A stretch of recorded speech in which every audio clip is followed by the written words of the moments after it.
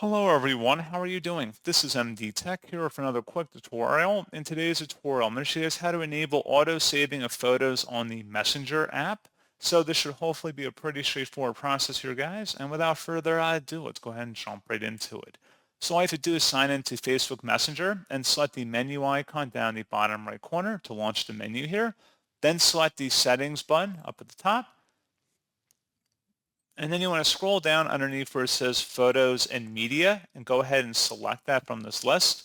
And where it says Save on Capture, save new photos you take in the app to your gallery. Just click inside there one time in that oval to turn it on.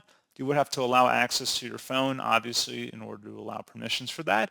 And that's all you would have to do. So pretty straightforward process, guys. And as always, thank you for watching. I do hope that I was able to help you out, and I do look forward to catching you all in the next tutorial. Goodbye.